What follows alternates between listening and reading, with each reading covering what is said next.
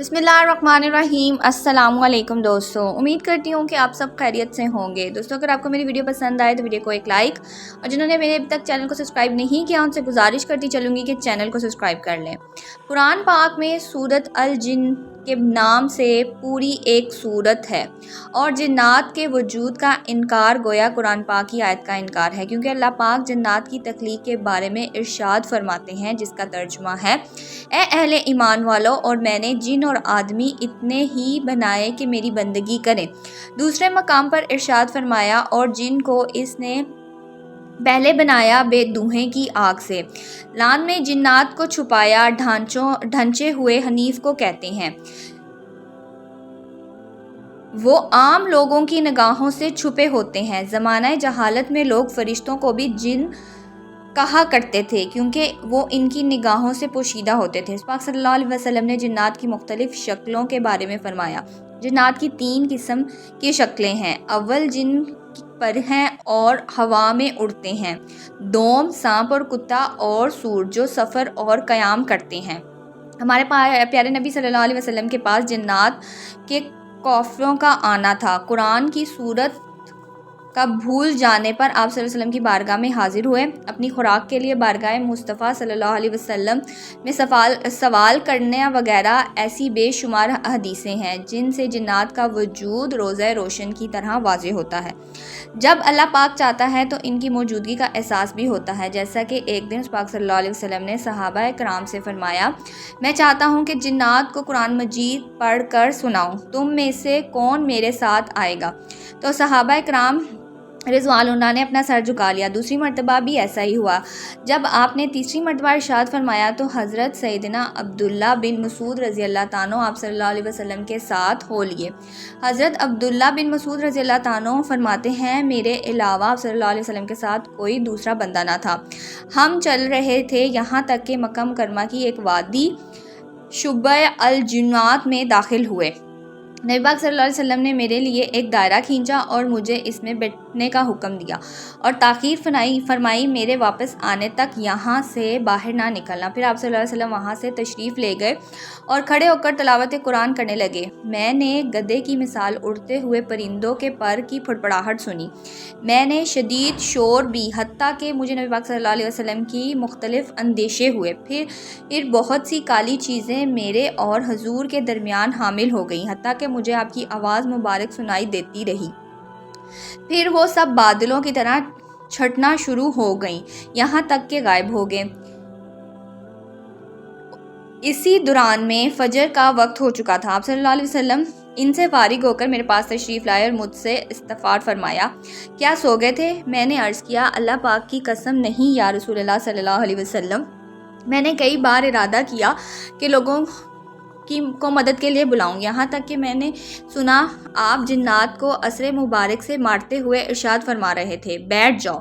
تو سرکار عالم صلی اللہ علیہ وسلم نے ارشاد فرمایا: اگر تم یہاں سے باہر نکل جاتے تو تمہاری خیر نہ تھی، ان جنات میں سے کوئی تم کو پکڑ لیتا۔ پھر آپ صلی اللہ علیہ وسلم نے ارشاد فرمایا: کیا تم نے کچھ دیکھا؟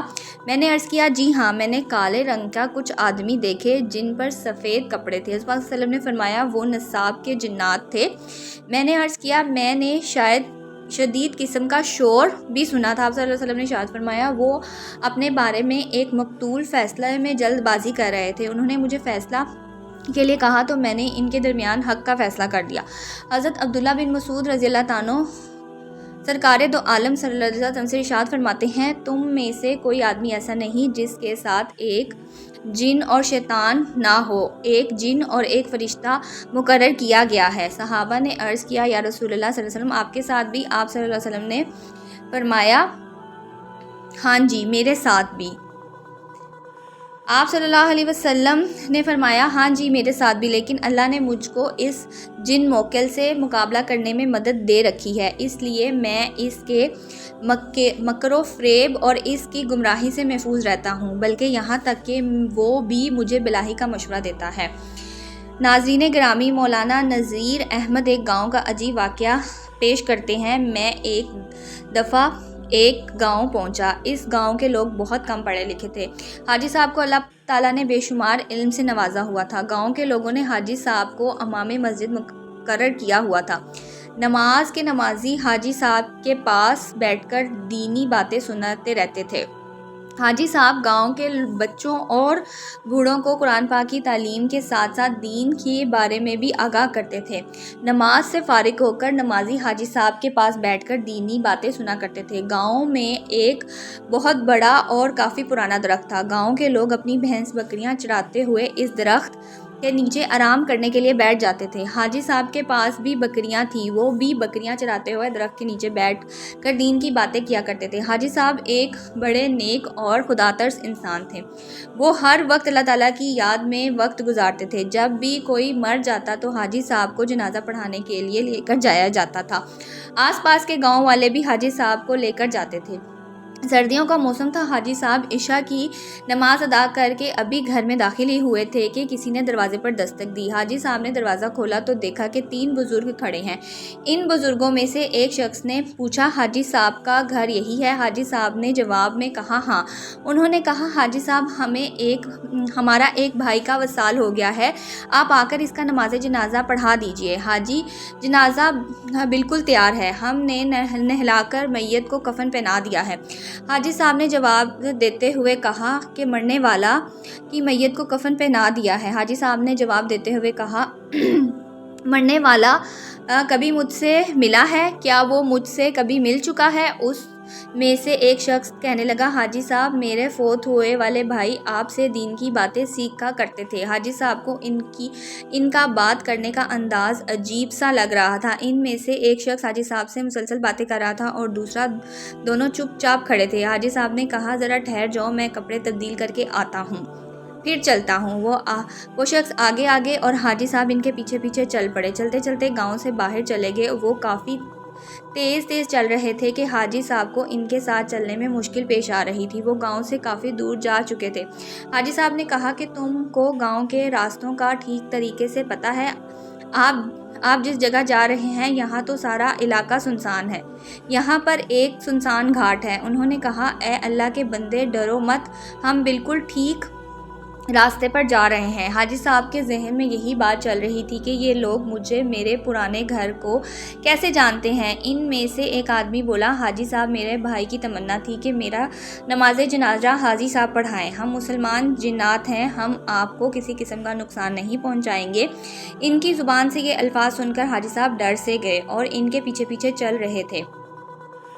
جب میت کے پاس پہنچے تو وہاں کافی سفید داڑھیوں والے انسان کھڑے ہمارا انتظار کر رہے تھے۔ وہ قد اور جسمانیت کے لحاظ سے بہت بڑے تھے۔ جب حاجی صاحب نے نماز جنازہ پڑھایا تو ان میں سے ایک حاجی صاحب کے بالکل پاس آیا اور کہنے لگا، حاجی صاحب آپ کا بہت بہت شکریہ، آپ نے ہمارے بھائی کی خواہش پوری کر دی۔ انہوں نے حاجی صاحب کو چند سکے دیے، جس میں سے حاجی صاحب نے بس ایک سکہ رکھا اور جانے کی اجازت طلب کی۔ انہوں نے حاجی صاحب کو کہا کہ ہم نے کسی ضروری کام سے کافی دور جانا ہے۔ حاجی صاحب نے ان کو جانے کی اجازت دی۔ حاجی صاحب اپنے گھر جانے لگے تو حاجی صاحب نے پیچھے مڑ کر دیکھا تو شکریہ ادا کرنے کی آوازیں سنائی دی۔ جب حاجی صاحب نے پیچھے دیکھا تو حاجی صاحب کو کوئی بھی نظر نہ آیا۔ یہ منظر دیکھ کر حاجی صاحب بے ہوش ہو کر گر پڑے۔ کسی نے ان کو اٹھا کر گھر چھوڑ دیا۔ جب حاجی صاحب کو ہوش آیا تو انہوں نے اپنے آپ کو اپنے گھر میں پایا۔ جب حاجی صاحب کو سب یاد آئی تو